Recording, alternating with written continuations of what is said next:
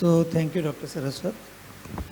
I think if I look at it from my company's perspective, one is, of course, there are many challenges right now in hydrogen and refinery sector. Refinery sector being the one which is the most prominent one in terms of generating demand, because in India demand is the issue. But larger issue is in terms of the viability, because the grey hydrogen and Dr. Saraswat also talked about the colors of hydrogen. So there is a almost delta of 200% between grey and green.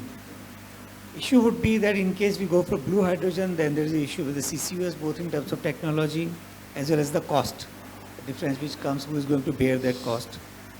But I think almost all the oil companies are taking initiative in terms of being a evolved corporates. They are taking this call that 1%, 2% or maybe 3%, 5% of their requirement they will be converting. But as all of you know that half of the India's hydrogen requirement is only in the refineries.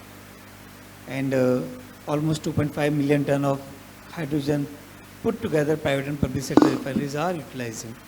So IndianOil has also taken an initiative of setting up a 10 KTPA plant in Panipat, which would be more than 1.5 to 1.6% of our future hydrogen requirement.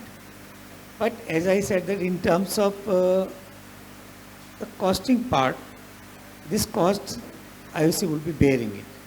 So eventually in India, in case we want to take it in a very large scale, economy scale is important. GSU is important, but equally important is that we have to have certain kind of fiscal support so that initial companies which are taking up this initiative can take larger stake, and that what is going to bring economy scale. As far as transportation part, which is also Dr. Saraswat talked about, at least in today's technology, the moment we liquefy hydrogen, we add on almost $3 to $3.5 cost. So mostly right now the solution which are suiting is we produce hydrogen where we utilize. And that was the reason we also thought about producing hydrogen next to Panipat refinery, so that next door we just take a small pipeline and we utilize it. Last, as regarding R&D is concerned, yes, there are many technology where we need to work on, both in terms of type of cylinder. So IOC is working with one of the IITs in setting up technology for manufacturing of type 3 cylinder, which will be required. Electrolyzer technology also are evolving.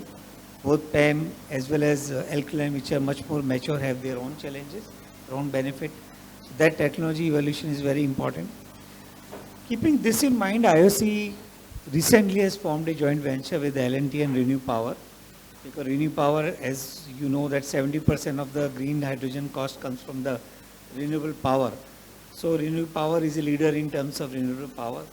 L&T, of course, has technology in terms of both now electrolyzer technology, as per their tying up with the McPhee.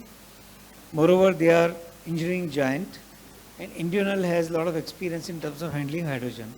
So I think these kind of strategic alliances will be very important for making hydrogen accepted in India's sector.